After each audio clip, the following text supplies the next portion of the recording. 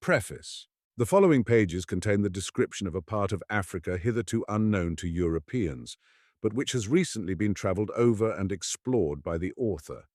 His journey was a tedious and a very anxious one, but happily brought to a close without loss of life or serious accident to any member of his large party, which altogether amounted to nearly 40 men.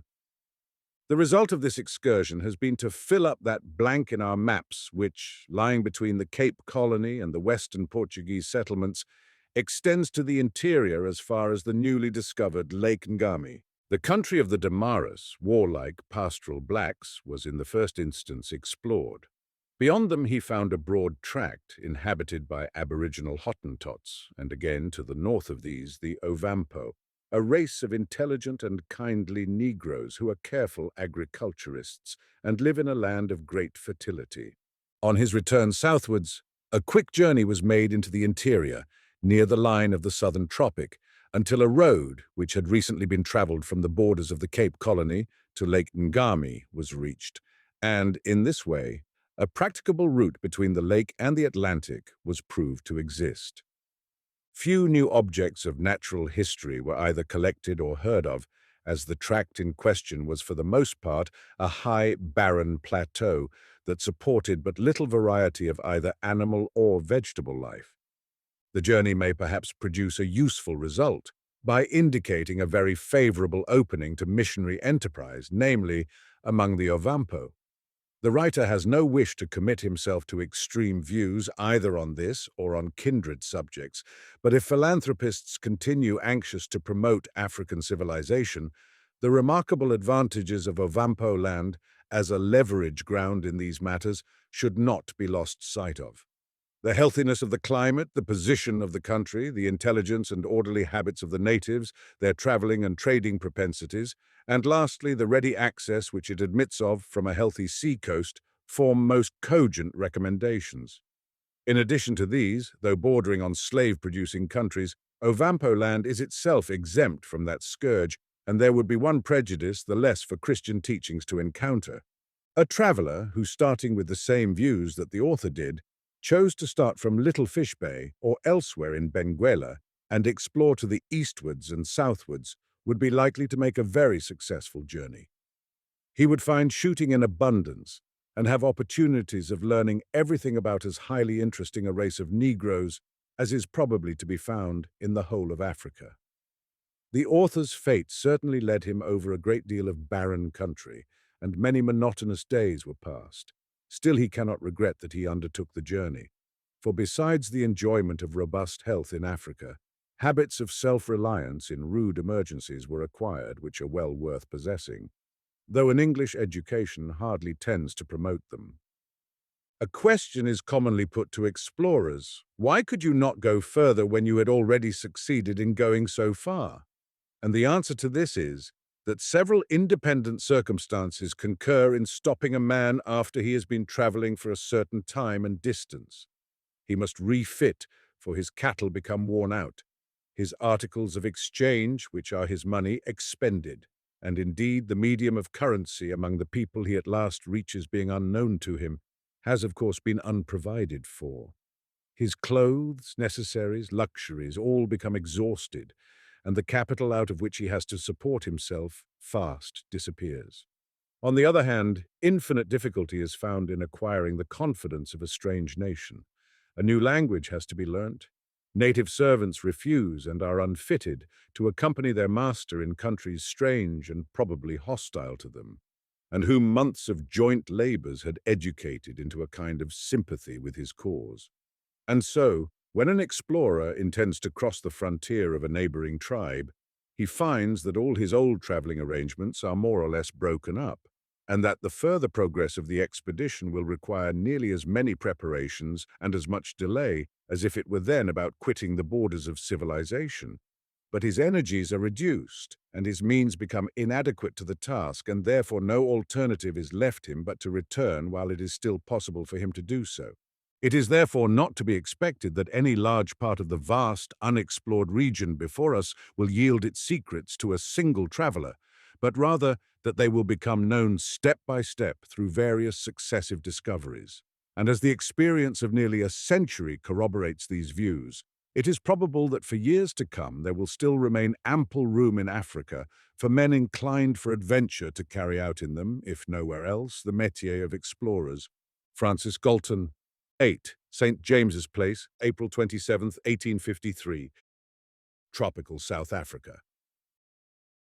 Chapter 1. It was in 1849 that I determined upon a long travel in Africa. I had been there once, and then landing at Alexandria, sailed or rode far beyond all the deserts, temples, and cataracts of Egypt, until I had fairly entered the Sudan, or country of the blacks, that zone of the tropical vegetation, to which the name of Central Africa properly applies.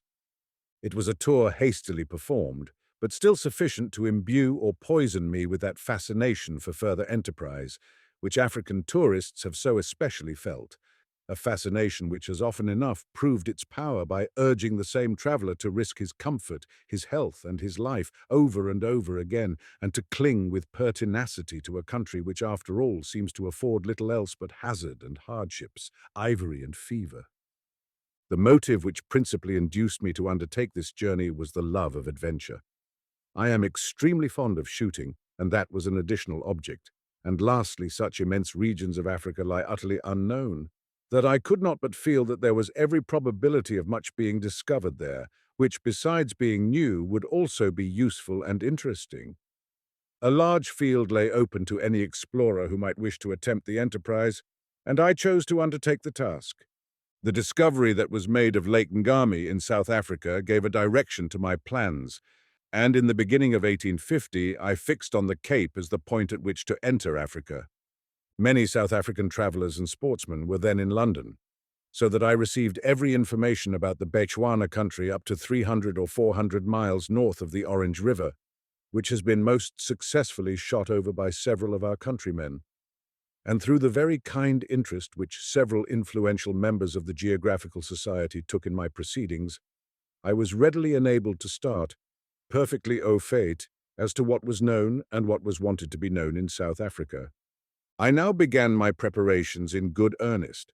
Mr. Anderson, a Swedish gentleman and a naturalist, consented to accompany me, and to his perseverance and energy I have since been in the highest degree indebted. I collected together all the things I could think of, or that my friends were kind enough to suggest to me, as advisable to take. I knew that at least the first part of my journey would have to be undertaken in wagons, in each of which I was assured 4,000 pounds weight could be carried without risk across the country so far as it had been penetrated, and therefore I was not necessarily stinted in the quantity of comforts I could carry from Europe. But as to the latter part of my expedition, I was aware that the probability was that I should have to leave my wagons and to travel either by boat or on the backs of some beasts of burden, or possibly even to walk, in which case I should have to content myself with far less luggage. I therefore collected my things together on the principle of having them as light as possible and in duplicate, the half of which I could leave on cash when I had to quit my wagons, as a store to fall back upon should I happen to meet with robbery or accident. In my perfect ignorance of what would be the most acceptable presents and what were the best articles of exchange among the people I should meet with, I made a great collection of all sorts of ornaments, so that I had a store like a peddler's shop. For besides the more staple articles of guns, beads, knives, and gaudily printed calico, I bought or collected looking-glasses, accordions, hunting coats, my friends' old uniforms, burning glasses, swords, gilt belts, immense bracelets, anklets, yards of picture chains for necklaces, Jews' harps, mosaic rings. Lastly, I explored the shops of Drury Lane for some theatrical finery, and a magnificent crown rewarded my search, which I vowed to place on the head of the greatest or most distant potentate I should meet with in Africa. On the 5th of April, 1850, everything was prepared. I and my boxes were on board an East Indiaman. My last adieu was said, the very last line sent off by the pilot boat, and we were off for the Cape. I had plenty of occupation on board ship in arranging my things, trying to learn the Bechuana language, practicing with a sextant and reading up books, so that the time passed as agreeably as can be expected in a sea voyage. It so happened that the ship in which I had taken my berth carried a number of emigrants. a fact which the careful agent only let us find out at the last moment. But I liked the crowding and bustle of it amazingly. The emigrants were not in the least in the way of the cabin passengers, for we, of course, had the poop to ourselves, and looking down from it, the deck had all the appearance of a crowded fair. The emigrants were a squalid, starved-looking set at first, but 6 weeks of rest and good feeding made a wonderful change in their condition, and as we sailed into the warm weather and they could sit about the decks, they began to think of their personal appearance and to wash and tidy themselves and put their clothes to rights. It was amusing to see how soon they divided themselves into cliques and how high and mighty the party that sat under the left corner of the poop were, and how they looked down on those who sat elsewhere. Anyhow, we had a pleasant sail, though some 80 days had passed before we were in Table Bay and among the white stone and green-shuttered houses of Cape Town. I intended to make a stay here of a few weeks, and then to sail on to Algoa Bay, whence my land journey was to have been commenced. I therefore took the earliest opportunity of presenting my letters of introduction, and I hoped that chance would soon throw much information, valuable to me, within my reach. I cannot sufficiently express how much kindness I received during my stay in Cape Town from all my acquaintance there. Everybody that I was thrown with seemed to take the greatest interest in my excursion, and I was referred and introduced to all those whose experience or information might be of any use to me. I had not, however, arrived many days when news came that materially affected my plans, and in the end gave them a somewhat different direction. The emigrant Boers, those Dutch colonists who had rebelled and run away from us, had broken out into open revolt. They invested the whole breadth of the habitable country, north of the Orange River, through which the direct way to Lake Ngami lies, and information was received that they had resolutely refused the passage of any stranger from the colony through their country, that they had already turned back some travelers, and that in all probability they would send a commando to take immediate and exclusive possession of the Lake Country. Sir Harry Smith, then Governor of the Cape, was so good as to put me in immediate possession of the news, and strongly dissuaded me from attempting to pass them, not because there was any risk to my life, but because after the tedious journey of 6 weeks or 2 months that led to their country, I should be met by these Boers, and almost to a certainty stopped, robbed, and turned back. There was no road to the left of these people because they live up to the verge of the great Karikari Desert, which takes up all the middle of South Africa, whilst any party taking the road to their right would have to pass in the first instance through the whole length of the Caffre country, and then to the fever-stricken neighbourhood of the west coast. In fact, when the Boers chose to stop all communication from the colony northwards, by the usual route, they were perfectly able to do so. In a few days, the intelligence that had before been received about the Boers' intentions became more fully confirmed, and I had to think of other ways of getting to the tropical lands of South Africa. My first thought was to try the east coast by Delagoa Bay, but that plan was instantly abandoned on account of the fearful unhealthiness of the district. Next, I thought of the Mozambique and of landing at Quillermain, a plan which was warmly advocated by a Portuguese gentleman of the highest standing at that place, Signore Isidore Pereira. His father had crossed Africa from Mozambique to Benguela, and he himself had travelled much, and was in intimate relation with the chiefs of many of the surrounding parts. He chanced to be passing through Cape Town when I was there en route to Rio. He took the kindest interest in my plans, gave me very full information upon what he knew of the interior, and subsequently furnished me with credentials to different Portuguese gentlemen at the more distant of their settlements. If I had been under no sort of tie, I should have slaved at learning Portuguese in Cape Town until the first ship sailed for Mozambique, and then have gone by her.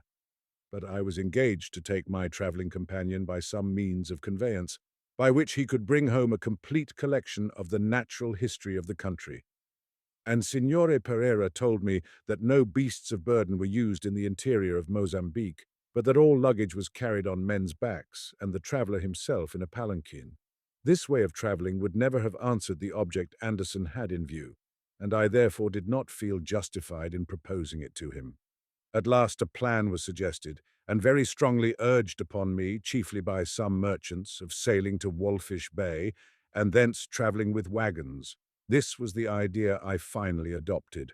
I heard that though all was desert by the sea-coast between the Cape Colony and Benguela, yet that beyond this desert not only habitable but very fertile country was to be found. As to distance, Walfish Bay was of all places most favourably situated for an excursion into the interior, and there were missionary establishments already formed from near the coast to many days' journey inwards. I was referred to a person who had carried on for some years a cattle trade between Walfish Bay and the countries near it and the Cape. He had built a store at the bay and had had a vessel of his own there. Sometimes he sent the cattle by her to St. Helena, sometimes he sold them to the whalers and guano ships, which then were numerous, and often put into him for provisions. And lastly, he had driven large herds of them overland to the Cape, by a road to the west of that Karikari desert, of which I spoke a few lines back, and to the east of which the Boers and Bechuanas reside.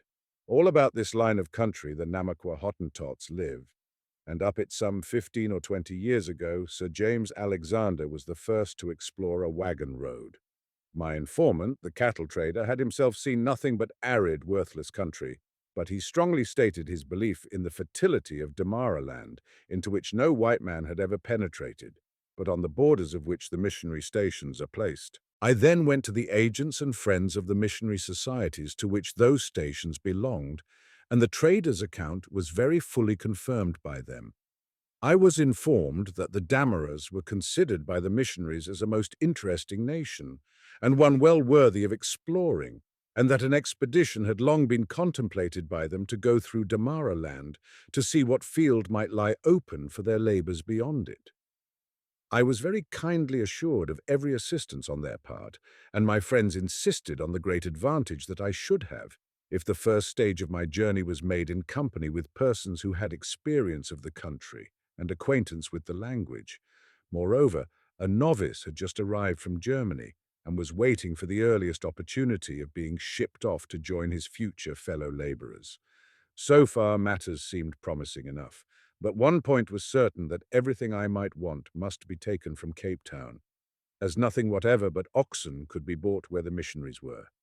Servants, wagons, and things of every kind I must take with me, for the ship would land me on the desert sand, 4 tedious months' journey from Cape Town, and when she sailed away, all communication thence would, for at least a year, be at an end.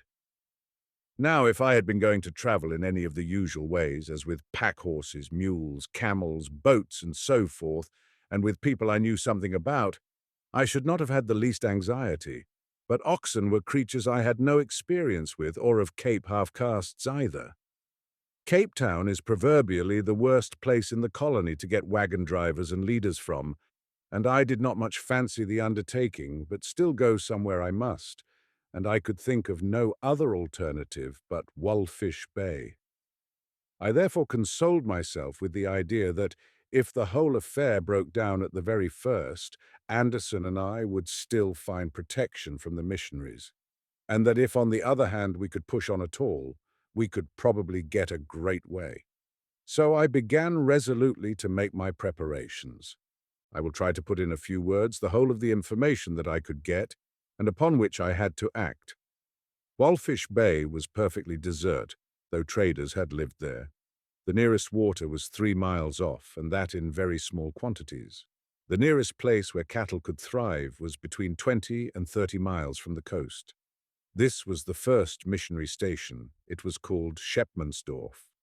Thence, a journey of 10 or 12 days inland over wretched country led to 2 other stations. They were the furthest, and all beyond them northwards was unknown. These last were in Damara land. The Namaqua Hottentots lived between them and the Cape. A small pen and ink map was also shown me, but it was blotted and not very intelligible. No oxen could be bought until I arrived at the furthest stations. If I bought them from the Damaras, they were untaught.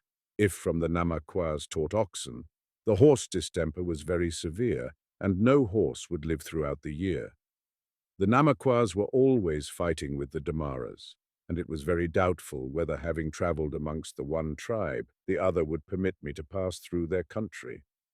No money was used or known, nothing but articles of barter, iron things for the most part among the Damaras, clothing and guns among the Namaquas. Lastly, that the great man of all the country, who could do what he liked, and of whom everybody stood in awe, was Yonka Africana. It was said that he had a wholesome dread of the English government, and unlimited respect for a large letter with a large seal, but that I had much better keep out of his way. This, I think, is a faithful summary of all that I could learn, and I soon set to work to act upon it. Cape Town abounds with mules, small, well-bred-looking things, so I made inquiries and bought 8 that had been well broken into harness and were in good condition. I could only buy 1 pack mule, which made my 9th. Mules had withstood the distemper so well in Bechuana country that I trusted that at least half of them would live until my wanderings were ended. I then bought a large, strongly built cart for them to draw, and with it I purposed to make my first expedition up the country, carrying the heavy articles of exchange and bringing back oxen. I also bought 2 wagons, I believe the only 2 traveling wagons in Cape Town, for nowadays the march of intellect has inspired even the ponderous Dutchmen, and they make good roads and use lighter vehicles. These were to be drawn by the oxen that I intended to buy in the country, and the mules, as I calculated, would be strong enough to pull them from Walfish Bay to Schepmansdorf, the first station, and thence to go on with the cart and articles of exchange. As there was no grass at Walfish Bay, I took plenty of corn for my cattle and a cask of good water for ourselves. The mules would drink at Sand Fountain, the place 3 miles off. I only took 2 horses, as I knew they would be victims to distemper before the important part of my journey commenced, and I bought but few additional articles of exchange, for I hoped to obtain enough game to supply us with daily food, in addition to the few sheep we should take with us as slaughter cattle. This was a sad mistake, as I found out afterwards. I was aware I should require at least 60 wagon oxen, 2 spans of from 14 to 16 for each wagon. As Namaqua land was out of my intended route, and as I had been so strongly advised not to go there, I took only enough clothing and so forth to buy some 40 or 60 oxen there, and iron things enough to buy 150 from the Damaras. The surplus beyond what I immediately wanted being meant to cover the unavoidable expenses of traveling. I had, as I mentioned before, from England, a large and indeed an expensive set of presents, but my great error was in not taking far more things of known exchangeable value, and in having taken those presents which the natives really cared very little for. I felt quite sure that everything connected with my wagons was right, because I got more than one experienced friend to look them over, and having engaged my vessel, a schooner of some 100 tons, all except my servants were at length in readiness. I wanted, in the first instance, a headman, one who had travelled with oxen and knew the work. A man with a character that he could not afford to lose, under whom I could put every detail, and whom I would pay highly. But I could find no such person in Cape Town. I, however, engaged a Portuguese, John Morta, a most thoroughly trustworthy man, who, though he did not in the least fulfill the conditions I have just mentioned, was honest in the extreme, and with whom I received an excellent character. Next, I hired Timbu, a black, liberated by one of our cruisers years ago on capturing a slave ship in the Mozambique. He, too, had an admirable character and could do a little of everything. I do not think he would have joined me had he not been suspected of too active interference on the loyal side during the late anti-convict movement, which made it convenient for him to leave Cape Town for a season. There was some story about his having had a personal conflict with an influential leader of the opposition. Timbu was an excellent groom and had some acquaintance with oxen. Besides him, I got John St. Helena as wagon driver and his brother for leader, John Williams, a square-built, impudent, merry fellow and a right useful servant, was another leader, and a young scamp, Gabriel, who clung to my heels wherever I went in Cape Town, and who undertook to be agent in getting me dogs, horses, or anything else, begged so earnestly to go with me that I enrolled him also in my corps. I still wanted a second wagon driver, and at the last moment took a man out of a wagon maker's shop, though I did not much like him. As for dogs, although I was assured that I could find any number in the country, Still, I thought that a few Cape Town mongrels would be of no harm, and Gabriel brought me a whole pack for approval at an uniform rate of 2 shillings. $6 each. One good dog was given to Anderson, and by entreating that a sentence of execution, which was passed on a fine-looking Newfoundland, for trespassing in the barracks, might be commuted to transportation for life, I obtained him also. I had a fancy to take a small dog which could be carried in the wagon all day and would be wakeful at night, so I bought a spaniel, on which I lavished infinite affection, and who rejoiced in the name of Dinah. Anderson was most busy in packing and arranging my things. I don't know how I should have got through the work myself. The confusion seemed endless. At length, after we had been for 3 weeks or a month in Cape Town, the schooner was brought close into shore. The kicking mules were boated into her, the heaps of wheels, axle trees, and so on, that belonged to the 4 vehicles of the missionary and myself disappeared off the quay. All the boxes were on board, and last of all, a cab full of lamenting curs were embarked and sent away. In the second week of August, 1850, we set sail, and on the eve of the 20th, the low, sandy shore of the land we were bound for came in sight. We rounded Pelican Point, on which pelicans were certainly sitting, and came into a wide bay, the shores of which were dancing with mirage, and presented the appearance of the utmost desolation.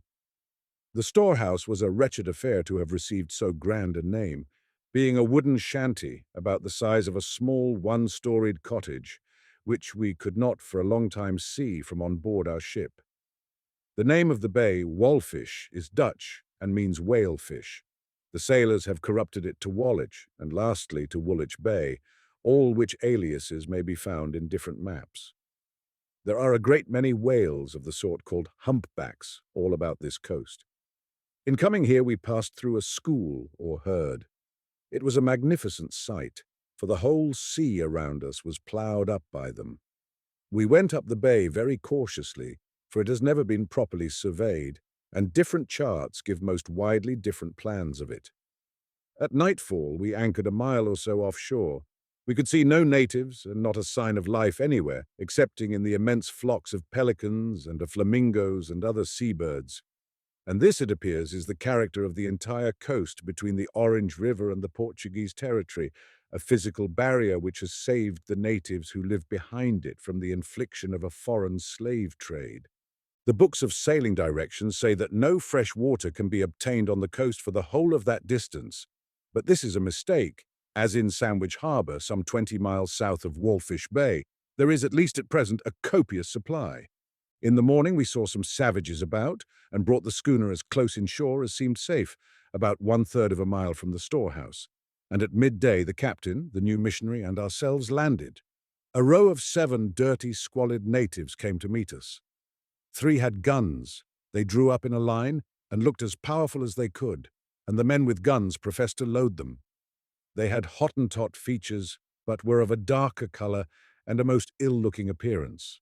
Some had trousers, some coats of skins, and they clicked and howled and chattered and behaved like baboons. This was my first impression, and that of all of us. But the time came when, by force of comparison, I looked on these fellows as a sort of link to civilization.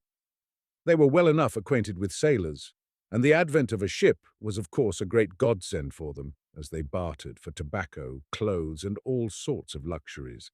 The goat's milk and oxen which a few of them had, but they had been savagely ill-used more than once and had occasionally retaliated. The captain of them soon made his appearance, and we became very amicable and walked towards Sand Fountain, signs and smiles taking the place of spoken language. A letter was sent on to the missionary at Shepmansdorf, a cotton handkerchief and a stick of tobacco being the payment to the messenger for his 25 miles run. We passed over a broad flat flooded in spring tides, following the many wagon tracks that here seemed so permanent as not to be effaced by years. We were surrounded by a mirage of the most remarkable intensity. Objects 200 yards off were utterly without definition. A crow or a bit of black wood would look as lofty as the trunk of a tree. Pelicans were exaggerated to the size of ships with the studding sails set, and the whole ground was wavy and seething, as though seen through the draught of a furnace. This was in August, the month in which mirage is most remarkable here. It is excessive at all times and has been remarked by everyone who has seen the place. A year and a half later, I tried on 2 occasions to map the outline of the bay, which was then comparatively clear, but still the mirage quite prevented me, an object which I took as a mark from one point being altogether undistinguishable when I had moved to my next station. After proceeding half a mile, we came to the bed of the Quisip, a river that only runs once in 4 or 5 years, but when it does, sweeps everything before it. The bed was very broad and hardly definable. There were marks here and there like the bottom of dried-up pools, where the ground has been made into a paste and afterwards cracked by the drought. Bushes, dabby bushes I've always heard them called, not unlike fennel but from 8 to 12 feet high, grew plentifully. A prickly gourd, the nara, with long runners, covered numerous sand hillocks, and lastly, high shifting sand dunes on either side completed the scene. We were so much out of condition that the depth of the sand and the heat of the sun, at least what we then thought was heat, gave us a good tiring, and we were heartily glad when Sand Fountain and its watering place came in sight. My imagination had pictured from its name a bubbling streamlet, but in reality it was a hole, 6 inches across, of green, stagnant water. It was perfectly execrable to taste, as many years had elapsed since the Quisip last ran, and the water which drains from its damp sand to the hollow here had become almost putrid and highly saline. However, it was drinkable, and I was satisfied that with plenty of digging enough could be obtained to water my mules. Some years ago, when the trader lived here, the water was copious and very good. But all these sort of wells are very uncertain, even more so than the flow of the river on which they depend. We came back much as we went and bought 5 ostrich eggs that were brought to us, giving 7 sticks of tobacco for the lot. But this was a piece of extravagance, 5 being the proper price. Cavendish tobacco is that which has been nearly always bartered here. It is, as most smokers know, in sticks, each stick weighing about an ounce and worth a penny. I had taken only 100 weight with me, but 500 weight would not have proved at all too much. We took the captain and an ill-looking Hottentot, who appeared to be a relation of his, on board, as the two were inseparable, and we employed ourselves in picking bush ticks from our persons, for the bushes swarmed with them. During the night a gun was heard on shore and a fire was lighted, which proved to be made by the missionary Mr. Bam and Stewardson, who had been a cattle trader, but had lately lost everything, so that he, his wife and children could not afford to return to Cape Town, but lived at the same station with Mr. Bam. We had sent the letter at midday. They received it about nightfall, and had ridden down on oxen in 5 hours. I had up to that moment no conception that oxen ever were or had been used as hacks, except possibly as a joke. But here were 2 fine-looking beasts, saddled and with sticks through their noses, and a thin bridle fastened to the stick and tied to a log of wood, and really they looked uncommonly well and not at all out of their element. We at once proceeded to disembark. The horses and mules had to swim. The sailors managed it rather clumsily and nearly drowned one, but at last the creatures were all got on shore. Heavy packages had next to be landed in the dinghy, and we got through a deal of work. In the evening I rode with Mr. Bam to the Hottentot kraal by Sand Fountain, and of course listened with great interest to all he had to tell me of the country. With the Damaras he had little or no acquaintance. He was born in the Cape, had made several overland journeys, spoke much of the difficulty of travelling here, both from want of food and the badness of the road, and did not hold out to me the slightest encouragement as regarded my journey. After sunset, Mr. Bam returned on board to sleep and to get a good substantial dinner there, which is not to be despised by a resident in these parts. I pitched my tent on shore and slept in guard of the things. My men had worked with very good spirit through the day in landing them, though it was hard work, and they were wet all the time. Some slept on shore and some on board. I had a heavy spar which lay on the beach, carried under the lee of the storehouse, and picketed my mules and horses to it. The night was very chilly, damp and windy, and the animals extremely restless. In the morning we found that my two horses had broken loose and escaped. Timbu and John St. Helena went directly on their tracks, but as hours passed and they did not return, I became much alarmed. On Mr. Bam's coming on shore, he advised me at once to send some natives with provisions after the men, as all was desert for 40 miles and more round the bay. The horses would never perhaps be overtaken by the men, who would possibly follow their tracks till they were exhausted, and so be themselves unable to return. I therefore sent two natives directly, Mr. Bam interpreting for me, one with provisions and the other with orders to go on after the tracks and bring the animals back. Late in the afternoon, my men made their appearance, looking sadly exhausted. They had gone very far until they dared not go further, and then, intending to return by a short cut back, soon became bewildered among the sandhills and quite lost their course. They were on the point of going altogether wrong when the mist cleared away and showed them the sea and the bay, with the schooner in it, in the far distance. After a long walk, they came to the wagon tracks, which took them to Sand Fountain, where they obtained water, and there the Hottentots met them. The sailors had landed some of my things very carelessly indeed, dropping bags of flour into the sea. I made a great row, with much effect, about it. Some goats were driven down to sell. I bought 2 kids for a second-hand soldier's coat without the buttons. I had 3 dozen and gave 6pence each for them at a Jew's shop in Cape Town. The horses were still missing. I sent the captain, Frederick, and another man on their ride oxen upon the spoor, for I became extremely anxious for their lives.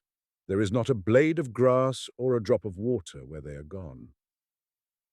Frederick would not go unless I promised him and his friend a really respectable coat and a pair of trousers, to be paid if they brought the horses back, not otherwise.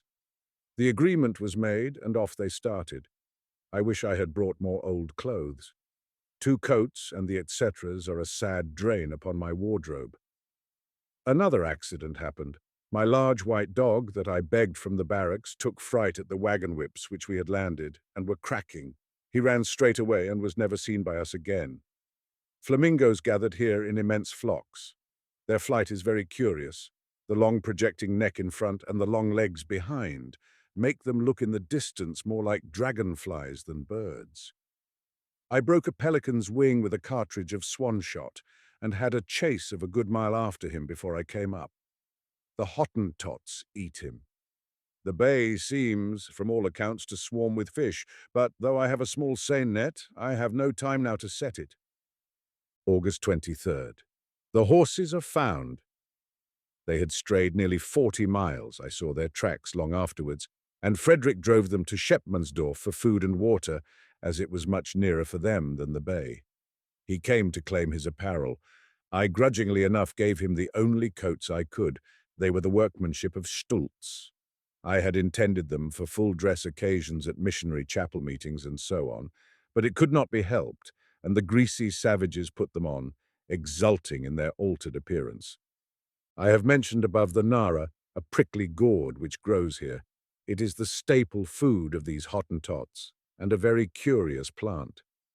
In the first place, it seems to grow nowhere except in the Quisip and in the immediate environs of Walfish Bay, and in the second place, every animal eats it, not only men, cattle, antelopes, and birds, but even dogs and hyenas.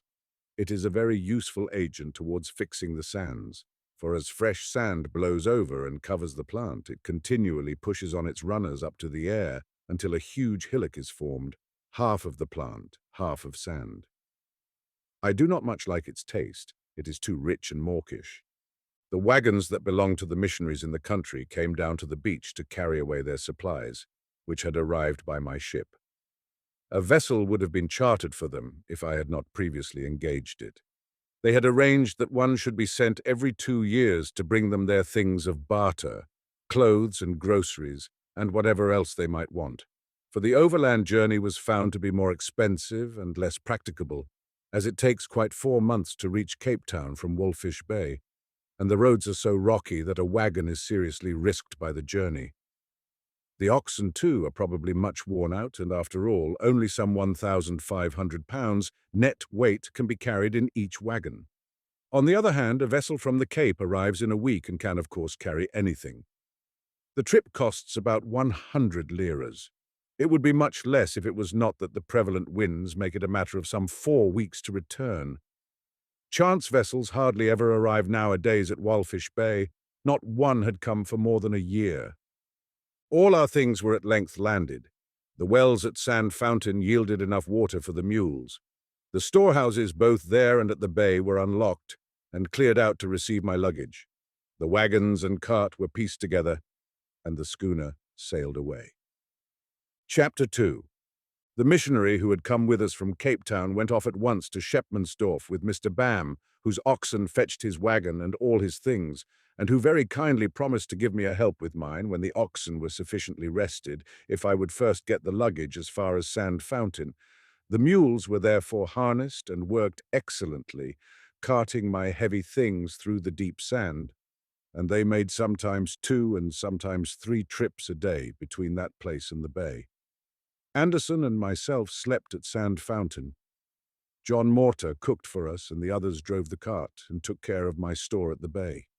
Mr. Bam told me I should have great trouble in first going up the country unless I had a person to guide me, and that there was not a Hottentot with him who could go.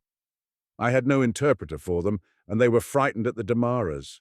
Stewartson said that he was going in about 2 months, and would then be very happy to show me the way. It appeared on further conversation that the business which detained him from going at once was that he had to make a fence round his garden to keep it from Mr. Bam's pigs.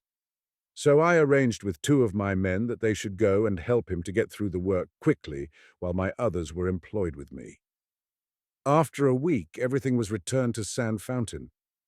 Anderson and myself had employed ourselves in walking about, superintending the work. The Hottentots, of course, crowded round us every day, but they did not at all trouble us. Only 1 or 2 of them were impudent, and as I did not know how much thrashing they would stand, I let them alone. I took some pains to exhibit and explain to them the mechanism of a spring rat trap, and when they sufficiently comprehended its object, I gave them to understand that my boxes were all guarded by rat traps, so that if they put their hands into them to steal, they would infallibly be caught. The black and white crows almost attacked our larder for food. They live on the dead fish that lie about the beach, which indeed is almost the only food hereabouts for them. The natives brought us milk every morning to barter for tobacco, and also some goats. Mr. Bam very kindly sent me a slaughter ox. It seemed to me the most princely of presents. Meat keeps wonderfully well here in this season, August and September, and even dries instead of tainting. But I subsequently found it otherwise in December. I had taken plenty of salt meat with me from Cape Town and rice and biscuits, quite 2 months' provisions, for I knew it must be a long time before we could fall into the ways of the country and find our own commissariat there. I gave the mules a day's rest and then started with my first load to Shepmansdorf. Anderson remained behind. Mr. Bam had sent me word that a lion had come over from the Swakop River and was prowling about and very daring, and that a hunt should be got up at once. As we travelled sometimes in the soft sand of the riverbed, sometimes on the gravelly plain through which it runs, we kept a sharp lookout for the track that had been seen there. We found it after we had travelled 10 miles. The natives amused themselves by cleverly imitating it. They half clenched their fist and pressed their knuckles into the sand.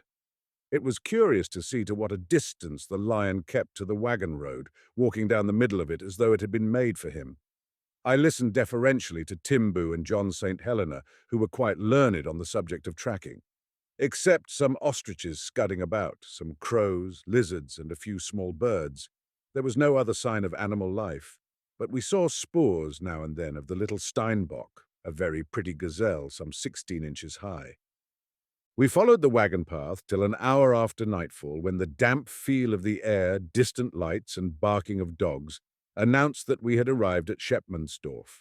Mr. Bam welcomed me most kindly, introduced me to his wife, gave me an outhouse for my boxes and myself, and we formed a very pleasant party that evening, more especially as I heard that my horses were quite well and fat. We talked over the lion, and it seemed that he had been prowling about the station continually. that he was a well-known beast who usually hunted the lower part of the Swakop and had killed an immense number of cattle. Many a time have I heard them reckoned over, 50 oxen, 3 horses, 1 donkey, and innumerable calves and dogs. He had often been chased, but was too wary to be shot, and so forth. We talked over the lion at Mr. Bam's till a late hour. He assured me that the animal would prowl about that night, as he had done so every day for a week, and that if I wanted to try my rifle, I could track him in the morning. He and Stewardson had taken my horses the day before to hunt him, and they found him and gave chase. At last he came to bay, when they rode to the top of a sandhill immediately above him, where the beast, not waiting to be fired at, charged them. Mr. Bam galloped off, but Stewardson's horse, being thoroughly blown, would not stir a step until the lion's head appeared over the sandhill just above the astonished animal, who probably had no idea of what was taking place. For Stewardson seems to have been craning over the ridge of the bank.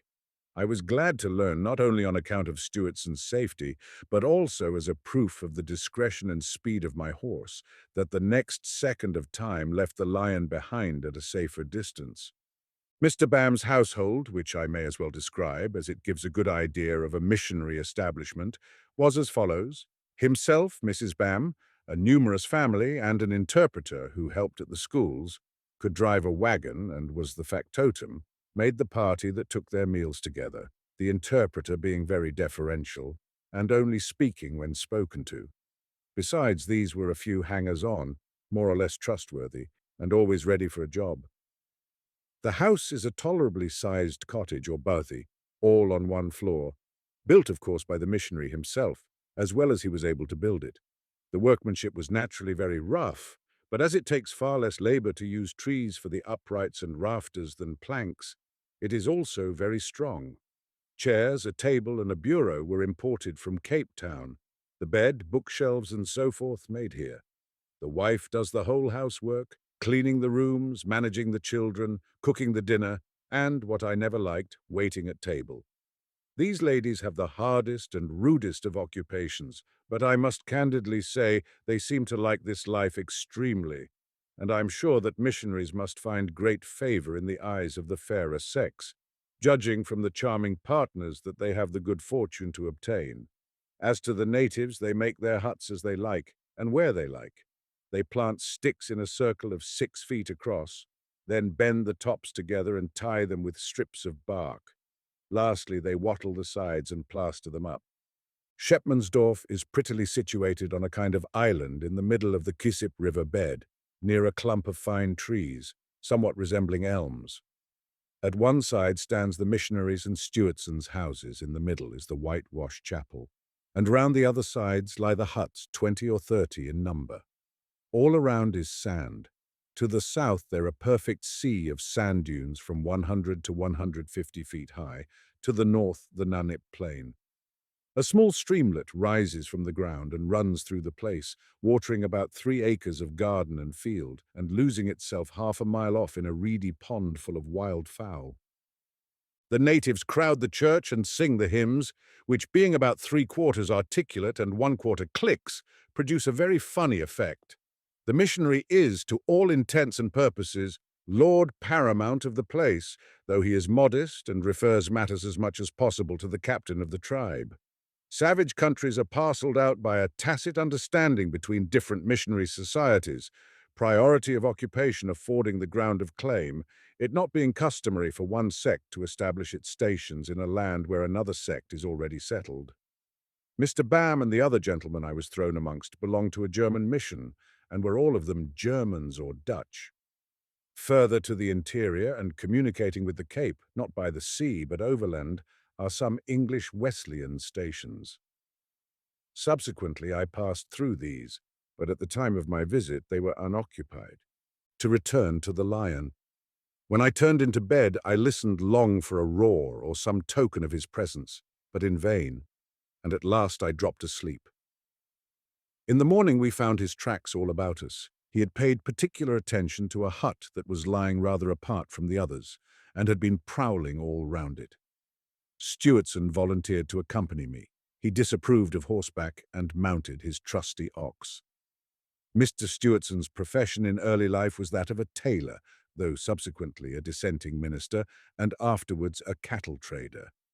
I confess that I felt, as I rode by his side, I had rather have been introduced to the genus lion by a person of almost any other calling, and carried by any other kind of animal than my bucolic friends. I took 2 of my men with me, and off we set with a few natives. The lion had walked backwards and forwards so much in the night that it was long before we found the last tracks he had made. We followed them very quickly, as his broad footprint was unmistakable on the sand. There was a growing interest as we found how he had stopped and looked down and considered whether a bush by one side would suit him or not, but had decided in the negative and gone slowly on. We peered about and marched very silently. The bushes got thicker and the pace slower, when we stopped short at a well-trodden part whence the lion had evidently just risen, for the sand was still warm from his touch. Had he gone away or was he close by, was the question. We were all mixed up together. Of a sudden the lion stood up, 12 paces in front, looked over his shoulder at us, made an easy, noiseless bound and was gone. His action was so steady, so smooth, so entirely devoid of hurry, that I could perfectly understand how a person might be seized through miscalculating the speed of his advance. As it was, he disappeared before one of our guns was well up to our shoulders. I am sure if he had come at us, he could have done what mischief he liked. My horse would have shied onto the horns of Stewartson's ox, and in the narrow pass we should all have tumbled about and rolled one on another. The cover into which he went, and on the border of which he had been lying, was far too thick to be practicable for our further pursuit, though we did make several good attempts at dislodging him. I returned very crestfallen at our want of success, but I had now seen the animal and better understood the elements of hunting him. As we rode back across the plain, we saw vast numbers of old gemsbok tracks, although there are but few of these fine antelopes in the neighborhood. But impressions made on this crisp, gravelly soil take years to efface. They seem to be almost stereotyped, and a very few animals and wagons have produced an extraordinary number of spoor. I mentioned that Shepmansdorf was built in a rude circle. To the middle of this, the oxen of the place come of their own accord every night as the evening sets in, and lie there till the early morning. They find shelter from the wind and are certainly sensible of protection. Besides this, the ox is a sociable domestic animal, and loves fires and the neighborhood of men. The oxen, therefore, lay close up to the doorway of the outhouse in which I slept, and the night was pitch dark. Now, after we had all gone to bed and were fast asleep, there was a rush and an outcry, and people hallooing and dogs barking, for the lion had got into the midst of the oxen. I confess I was glad there was a door to my outhouse for fear the lion should walk in. However, all became quiet, and I soon went to sleep again. A grand hunt was determined on in the morning. Every available native was pressed into the service. Mr. Bam rode one horse, I the other, and Stewardson his ox. Johannes, Captain Frederick, and some other Hottentots came mounted on their oxen, and we went off after breakfast with as many cur dogs as would follow us. The proceedings were much the same as before. After 8 miles, his spoor went into a bush. We threw stones in and shouted, and up he got about 100 yards off. I purposely did not fire, as my horse was in a bad position for me to take as good an aim as I wished, and nobody else fired either, but we galloped after him in full view, the object being to bring him to bay, or to get a nearer shot as he ran. This last I hardly expected whilst he was moving, for my horses were not accustomed to be shot from, and it took so much time to pull them up that the lion had gained a long start again before I could do so. The bushes were in his favor, and we nearly lost him, but by most skillful tracking the Hottentots came up and often helped us out when we were at fault. Some hours elapsed when, as Mr. Bam and myself were cantering on, we turned the corner of a sandhill and saw the lion about 60 yards ahead, trotting on, looking over his shoulder. I got my long rifle up, and, sincerely praying that my horse would not kick me off when I fired, I pulled the trigger. The horse was too blown to start, and I placed my 2-ounce bullet well into the lion's quarter. He growled and snarled and bit the wound, but evidently had not heart to chase me, but turned to bay under a bush. There was a sandhill opposite. We waited till the stragglers came up, and then went behind the sandhill and dismounted. And Stewardson and ourselves crawled up to the top of it, right above the lion. He was in a tearing passion, and 50 paces from us, yet I could not see him as clearly as I could wish. Wild beasts have such a readiness of availing themselves of the smallest bush or tuft of grass as a screen, which he did on this occasion. His head was between his paws, and his tail, whirling up the sand. One single shot at the head struck him stone dead. He was a huge, gaunt beast, miserably thin, and had a dog of Stewardson's in his inside, which he had snapped up on the wharf the night before. The dog was in only 5 pieces, not at all chewed or even digested. It had been bolted in a hurry, and had probably disagreed with him. The lion was soon skinned. My bullet had passed right alongside the backbone, breaking its way through nearly half its length. Neither the oxen nor the horses showed that dread of his smell, which they generally do. I even rolled up his hide like a valise, and carried it behind my saddle without my steed showing any objection. I cannot to this day imagine why we dismounted and climbed up the sand hill, but I put myself under the orders of my more experienced friends. It would have been much easier and much safer to have given the animal his finishing wound from horseback. The next day I had the skin dressed. It was necessary that the load which the cart had to carry up the country should be lessened, and I therefore was driven to pack oxen and wanted a hide to cover my saddlebags. Stewardson was to make them for me, and the lion's skin came as a godsend, for I had only one other. I bought 2 oxen, a black and a red one, from Stewardson, both of which he engaged to break in, so far as to carry such things as would not injure if kicked off. He also hired out to me another ox, and I bought a yellow ride-ox by name Ceylon from Johannes, the interpreter. Groceries and a gown for his wife settled my account with Stewardson, and a common gun that with Johannes. The 4 oxen were to carry 5 or 6 hundredweight between them, which would materially lighten the cart, but still leave it a load of about 1,000 pounds. I heard constantly from Anderson, who remained at Sand Fountain with most of my men, guarding the boxes till Mr. Bam's oxen were fresh enough to go down and take them. They had a monotonous time of it.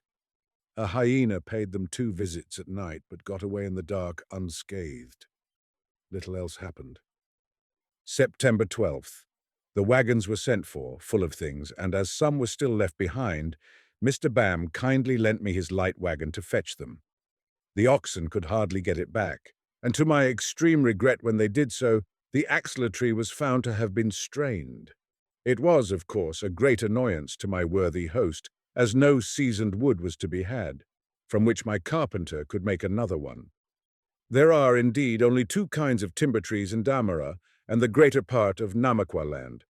One is the unna, which grows about Shepmansdorf and looks something like an elm. The other is the camel thorn, which also is a fine tree, but more gnarled.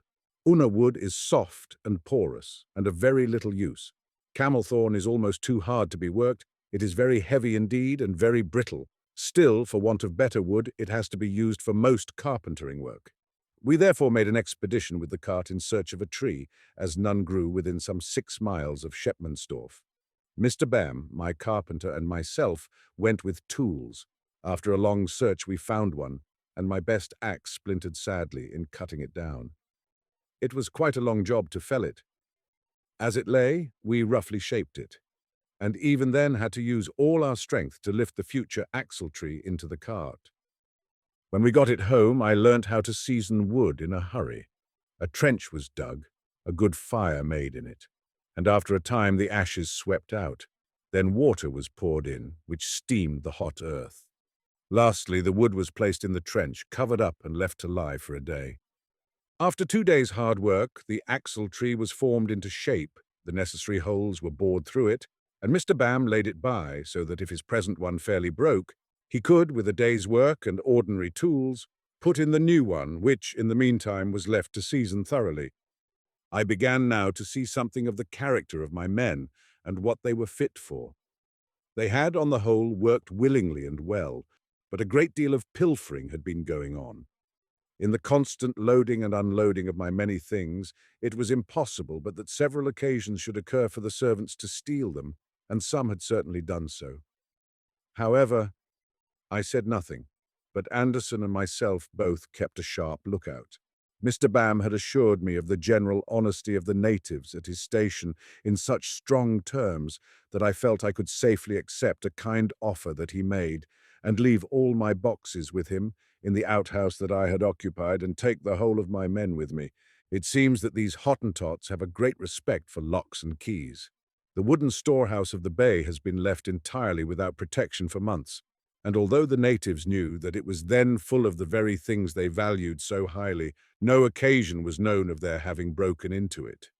The sandy soil is a great check upon dishonesty, for the spoor remains to tell of the thief and his whereabouts. I had made my first attempts at mapping. From the sandhills above Shepmansdorf, Walfish Bay could be seen clearly, and as many distant mountains were visible from both stations, I could begin triangulating. The mountains of the Swakop, on the other side of the desert plain to our north, were clear in the blue distance. A few peaked hills were more in the foreground, and I took the bearings, as well as the natives could point out, of the place we were first to aim for. Our first stage is a very difficult one. It occupies 16 hours actual traveling, exclusive of all stoppages. There is no grass for the oxen or water either, though a few cupfuls of the latter can be found in a granite rock after the first 12 hours' journey, and there is generally so thick a mist on the plain that traveling, as people generally do, all through the night, there is every probability of losing the path. The consequence is that the plain is covered with false wagon roads in every direction, and a great number of oxen have died on the way. The natives of the place are no better than the strangers. As soon as they lose their road, they go wandering about, not only till daylight, but till the fog clears away and shows them where they are. Losing the way is the rule here, and not the exception, and a person who has crossed the plain without doing so rather plumes himself upon the feat. Stewardson, on his ox, was to be the guide. My men were all to walk, Anderson and myself to ride the horses, giving a mount now and then to the men. The chestnut mule and 4 oxen were to be packed with my belongings, 1 other ox with Stewartson's. The ceremony of breaking in the black ox had next to be performed, and in this way the whole herd was driven close up together, and then Stewardson, with a long thong of leather, a rame, noosed like a lasso, crept in amongst the creatures and pushed the noose with a stick round the leg of the victim, holding on at the other end of the thong like grim death. The ox bellowed and kicked and galloped on 3 legs. The herd dispersed. Everybody ran to help, and soon the animal, looking highly wroth and disgusted at the treatment, was brought to a standstill, and another noose thrown over his horns. Then, by lugging at the thongs, the beast was tumbled over, his nose pierced with a stick. Some old worthless bags were filled with sand and tied firmly on his back, and he was let go to plunge and bellow and to vent his sulkiness on and tell his story to his fellow oxen. Next morning the packing operation was again gone through as the pack had become loose, and this was repeated for 2 or 3 more days. Now that the ox had a nose stick, it was much easier to secure him, for when once lassoed by the leg, an active individual could soon snatch the stick. In this way the beast was secured fore and aft, and unless from sulkiness he lay down, could be packed standing. The little red ox was a far more awkward customer than the other. I never witnessed greater vice than the creature showed, and his horns were sadly annoying. For meat I only took with me 5 or 6 thin goats, as I was quite confident of finding game in the Swakop, where vast quantities had been formerly shot. The day was cool, and we started about 11 o'clock in the forenoon. We had been packing the red and black oxen since the early morning, for as fast as the bags were tied on, they kicked them off or loosened them.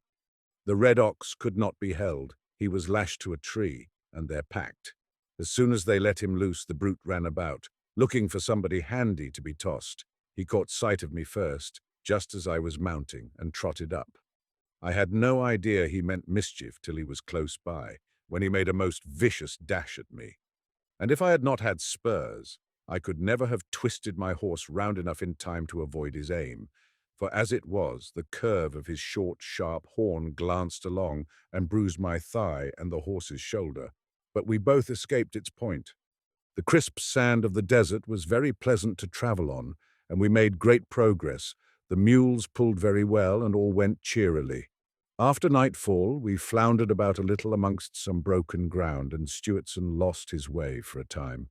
But by keeping steadily on by compass, the rounded head of the granite rock showed itself against the clear sky, and we off-packed and outspanned at 11 o'clock to drink coffee and to sleep. We were up before daylight, and the oxen, being very tired, were submissive, and we were off about 6:30. After 4 hours, we entered into the broken country that borders the Swakop, and making our bivouac at the head of a steep path that led down to the riverbed, sent the animals down some 4 miles to eat and drink. This was the premier pass of my journey, and I am sure we were all highly delighted at its success. The only drawback was that the wretched goats were quite knocked up, and when we went down to the riverbed we could perceive no signs of game. The first sight of the Swakop in its deep hollow charmed us. The plain on which we had travelled was 900 or 1,000 feet above our head, and the crumbling rocks that flanked the gorge, which the river had made for itself, were magnificently abrupt. The bed was as smooth as a lawn and as green with grass, a little sand peeping out here and there. A thick fringe of high reeds bordered the riverbed. Clumps of fine camel-thorn trees were clustered wherever there was room for them, and a small rivulet of water trickled along. Skulls of numerous buffaloes were lying about, and Usopp, for that was the name of the place, seemed a scene in Rasselas's Happy Valley. We stopped all day enjoying ourselves, and had a good bathe in a hollow beneath a huge rock, which the rivulet had filled with water. There was not a sign of game, not a spoor that was not many days old, and those that were there were chiefly of buffaloes, and all going down towards the mouth of the river. The Swakop is the artery of half Damara and Namaqualand. All the best watering places are in it. It is the frontier between those two nations. There are 3 missionary stations on its banks, and along its side is the only road that is known to be practicable at all seasons from the sea to the interior. The Quisip leads into Namaqualand, but the watering places are few and uncertain. The road by it is execrable in places, and cannot bear comparison with the Swakop. No people inhabit Usopp or the lower part of the river, except some straggling Gu Damup, who live like jackdaws up in the hills. These are a very peculiar and scattered race of Negroes who speak no language but Hottentot, and are frequently slaves to the Bushmen. Who they are and where they came from has been a standing enigma, but I subsequently found out much that was interesting about them. The Hottentots come over now and then from the bay when the Naras are not in season, and bring their cows and oxen to give them a good feed. The place is not suited for savages, for there are no roots for them to grub up and feed upon, and the riverbed is so deep and the rocks so abrupt that nothing would be easier than to entrap a drove of oxen in it. Anywhere else, when a plundering attack is made, men and oxen scamper off in all directions, but here they would be pounded. I had hitherto generally slept under cover, because at Shepmansdorf there was no place for a bivouac, and the night air was damp and chilly. But here I began to discard my tent and to sleep by the side of the fire. A large driving apron, waterproofed on one side and drugget on the other, made my rug, and a blanket and an eiderdown quilt my coverlets. My men had pieces of oiled canvas, which I took for them to sleep on, and blankets or old horse rugs to cover them. We slept round a fire as large as we could get fuel to make it, and on the lee side of a bush. The cart stood 5 or 6 yards off, and the mules were tied by their halters, and the oxen by their nose bridles, to the cart and whatever else they could be tied to. My mules were very restless and noisy, kicking each other and whinnying all night long. But the oxen were far more sedate, and lay down, looking at the fire with their large eyes and chewing the cud. The stars were clear, the air was keen and bracing. We had been eating our last goat, and the mules were stuffed full of reeds and green grass. September 21st. We were off at 7, for packing and harnessing took us about 1 hour and a half, and daylight now breaks about 5:30. we only managed to get a cup of coffee before starting. We had bivouacked on the plain, just at the entrance of the gorge that leads down to Usopp, and our course today was parallel to the Swakop and on to Daviep, another gorge, but not so deep a one as that of Usopp. The sun from the first was extremely hot. We seemed to have quite changed our climate, and the cool sea breezes were evidently shut out. As the day wore on, the mules showed evident effects of their late change of diet from hard food, corn and dry grass, to green grass and reeds. All animals, when traveling, are extremely affected by causes like this, and the necessity of the change is often one of the great difficulties of a traveler. We had crossed a ridge, and a huge, rounded mountain, Tinkus, that faced us, was the principal feature in the landscape.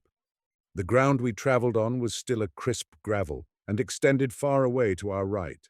On our left lay broken rocky ground, then the deep cutting of the riverbed, which we often could see nothing of, though so near to it, and beyond, a complete chaos of broken crags and rugged hills. While level with the tops of these crags and far beyond them, we could clearly see long reaches of another barren plain, the counterpart of the one we were travelling over.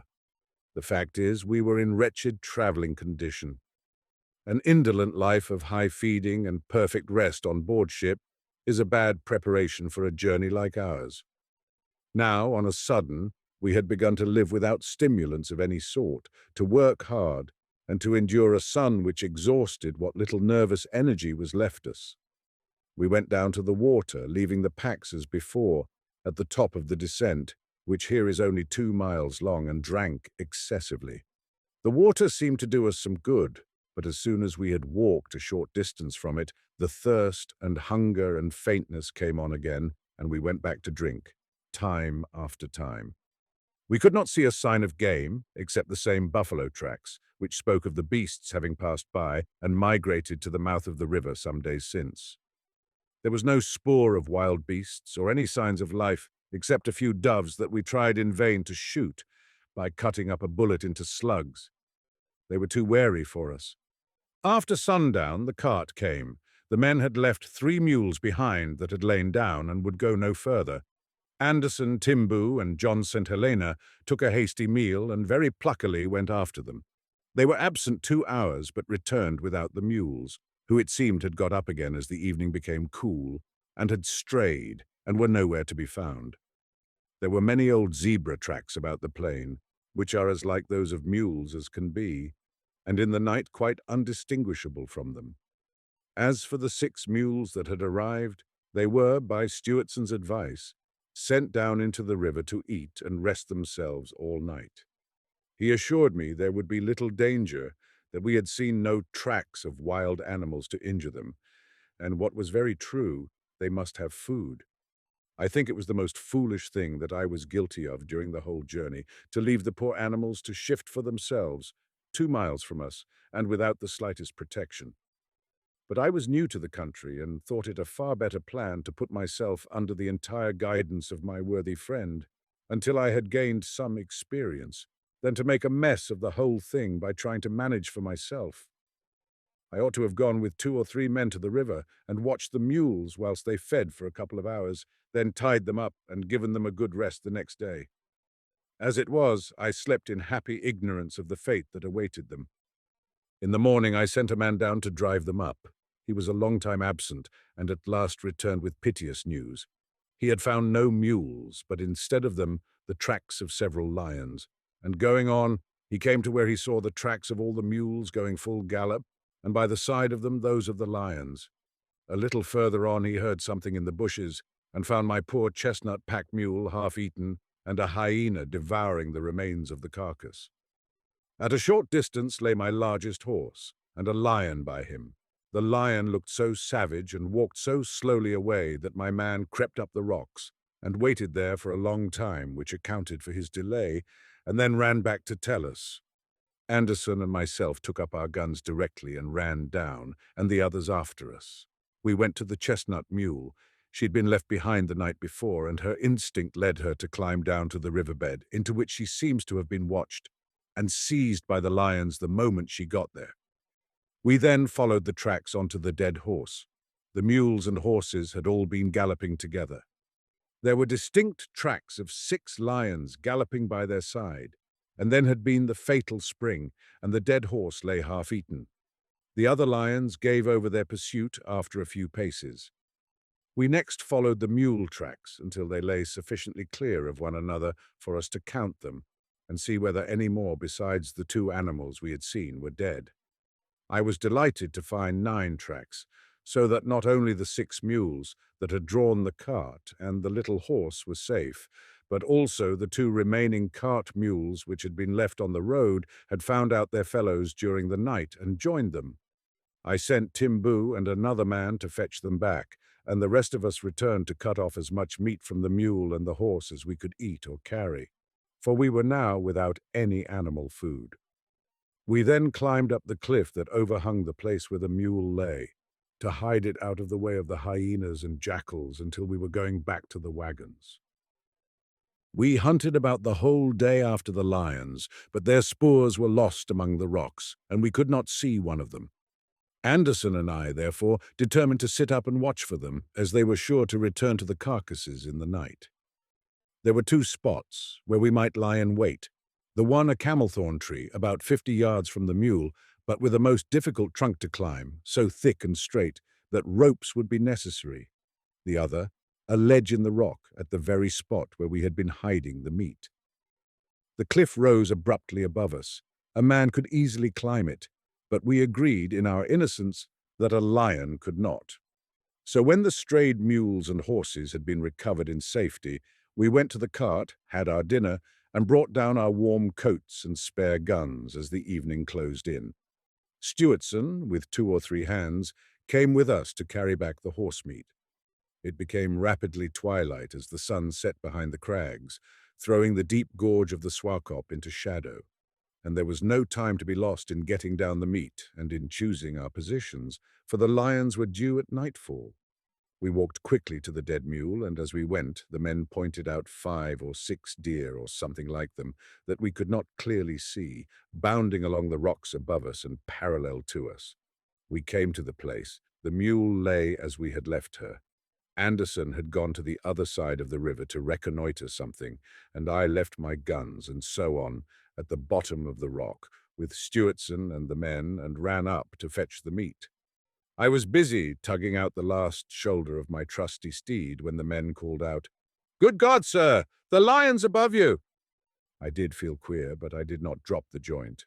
I walked steadily down the rock, looking very frequently over my shoulder, but it was not till I came to where the men stood that I could see the round head and pricked ears of my enemy, peering over the ledge under which I had been at work. Stewardson made a very good shot at him, but too low, splintering the stones under his chin.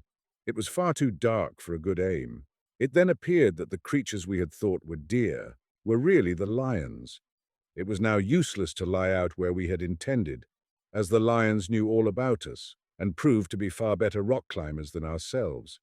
And as we could not get up the tree, we returned thoroughly out-generaled. In the evening a wagon came down. It was en route from the missionary station of Mr. Hahn to the bay. The wagon driver had a small flock of slaughter sheep for his own consumption, by the way. He kindly sold us 2 of them, which was all he could spare. In the morning, with a heavy heart and diminished cavalcade, we proceeded onwards. Sometimes Anderson and sometimes I rode, but I had much the most riding of the 2. The next day, one of my sheep had to be killed for meat, for some of the men had a most unaccountable prejudice against horse and mule flesh. The mule, I grant, was stringy, for she was old and had done a great deal of work. But the horse was what butchers would describe as prime. September 25th. We came to a waterhole in the sandy riverbed, at a place where it was flanked with deep reeds. Stewardson had made us travel in the middle of the day, and right in the midst of the deep sand of the river, he seemed to have a most marvelous dread of lions, though at this season of the year night is the only fit time for travel, and I saw clearly that the mules were knocked up. Indeed, we only travelled 3 hours a day. There were lions roaring about us all night, and as there was a long reach of dry reeds, we set fire to it. It makes a glorious bonfire, frightens the wild beasts, and improves the pasturage very much. 26th, intensely hot. We passed some rhinoceros spoors and had a long chase after him, walking or running many miles, but without success. The chase fortunately led us parallel to our course, so that we regained the cart pretty easily. In the middle of the day we met some gu damup and persuaded 4 of them join us. I had a great curiosity about these natives. It was so peculiar to see Negroes speaking the language of a light-colored race, the Hottentots, and that too in a far more northern part of Africa than Hottentots were believed to exist in. All published maps up to the last 2 or 3 years place a dotted line no great distance north of the Orange River, with the remark that that is the northern limit of the Hottentot race. Now, not only were the Hottentots by Walfish Bay natives in the country, but here were black people, a race living in amity with, but as inferiors to these very Hottentots, and also speaking their language without any other of their own. It seemed that these Gu Damup have a stronghold of their own, a large table mountain, inaccessible except by 1 or 2 passes which a white man in the country, by name Hans, of whom I shall have much to say by and by, had visited and gone up. He gave me a very interesting account of it. This mountain I had made Stewardson promise to accompany me to buy goats after I had reached the missionary station ahead. Now these very Gu Damup belonged to it, and therefore we engaged them as guides. I found also the advantage of having natives to do the troublesome work, as carrying wood, watching cattle, which they have an aptitude for, and which similar servants do not like, and cannot be spared to perform. Irongo is the name of the mountain. It was described as 2 days' journey, either from hereabouts or from the next missionary station, Otjimbinge, that of Mr. Rath's. We had no difficulty in explaining our wants to the Gu Damup, although Stewartson's vocabulary was extremely limited. Few interjections, 20 or 30 substantives, and infinite gesticulation are amply sufficient for a dexterous traveller to convey to an intelligent native his views and wishes on a marvellous variety of subjects. My thermometers had been packed so carefully that I had never hitherto looked at them, but today it felt very hot, and I took them out. I could not have conceived the heat, 143 degrees in sun at 3 o'clock and 95 degrees in the shade. The poor mules cannot get on through the horrible sand. Anderson very nearly had a sunstroke. I found him very ill and with a racking headache under a tree to which he had staggered. It was the only shade near, and a very lucky chance for him that he reached it. In a quarter of an hour he was able to ride on, but was extremely poorly for the evening. We slept at the mouth of the Sobi's riverbed and eat our last meal of animal food. We had shot nothing, not even fired at game in the Swakop. The days passed by rather heavily, for we were not yet acclimated, but out of health and fevered. The least cut or scratch festered, and we were not fit for much exertion. Stewardson told us innumerable anecdotes of events in the country since he had resided there. He showed me all the points of an ox, explained how immeasurably superior that beast was in every respect to a horse, a fact which I cannot endorse, and every now and then gave me a mount. My first impression in riding an ox was that the saddle was ungirthed, for his skin is so loose that hold on as you will, it is impossible to be as steady as on horseback. I hated the animal's horns. They were always annoying the rider or somebody else, but nevertheless are dearly prized by Hottentots as an ornament. I learnt it would cast infinite ridicule upon me in their eyes, if when I had ride-oxen of my own, I should saw off their tips. The footfall of an ox is peculiarly soft. My men, I was glad to see, worked together pretty amicably, but there was no one amongst them with sufficient influence over the rest to be made into a head servant. John Mortar, who had far the most character of them all, was unfitted to head the others, from his ignorance of oxen and horses, and the whole of that very work that I especially wanted a head servant to undertake for me. I therefore made him cook and housekeeper, and gave him the principal charge of the stores. Timbu had attached himself to me from the first, as henchman and valet de chambre. That is to say, if I called out for anything, he would not let anybody but himself bring it, and he made my bed and saddled my horse and so forth. I had intended Gabriel for that sort of work, but the poor lad was quite bewildered and frightened. He was also a great scamp. In Cape Town, he had been the most impudent, self-possessed, and good-looking of young rogues. But the hard work and sense of anxiety quite dashed his spirits and his assurance, and he had relapsed into a timid, frightened boy and used to talk to the men in a piteous way about his mother. Listening to the conversation of the men at our bivouacs, I was quite shocked at the low tone of honor that pervaded it, and yet they must be taken as above the average of the working class in Cape Town. They were perpetually talking of the prison there, which they literally seemed to consider as a kind of club or headquarters, where a person had an excellent opportunity of meeting his friends and of forming fresh intimacies, but where he was at the same time subjected to considerable inconvenience. They positively reckoned dates by the epochs in which either they or their mutual friends had been confined. They had no shame in alluding to these matters, even when I was joining in the conversation. In fact, the jail was the chief thing that they talked about. I have no doubt that if, as an amusement, I had proposed that each man should tell a story, the beginning would usually have been, "When I was in prison," and so on, etc. This feature in their character corroborated the suspicion of pilfering that I had entertained. But I soon saw that some were very far worse than the others, and I determined to take the first opportunity of weeding these out. I especially mistrusted one man whom I believed to have been a regular jailbird, and who had the worst of influence over the rest. John Mortar's most perfect honesty through any temptation I was assured of, and though I had had less opportunity of observing him, I fully believed in Timboo's. I only wanted to get rid of two men and to replace them if I could, and then I had hopes I should get on very well with the others. Our seventh day's march was an affair of 6 hours, and up the Sobeys riverbed.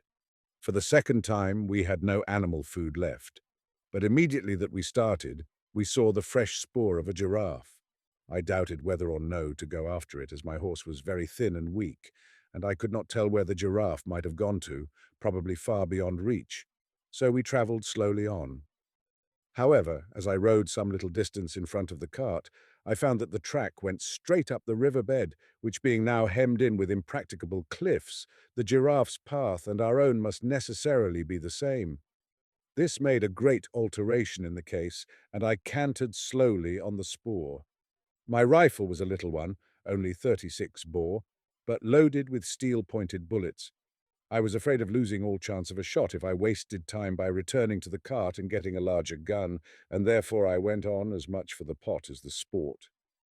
After 4 hours' travel, during which I had kept a couple of miles in front of the rest of the party, so as to be well away from the sound of the whip and of the men's talking, the tracks turned sharp to the right, up a broad ascent which there led out of the river, and in the middle of this, among some bushes and under a camel-thorn tree, stood my first giraffe.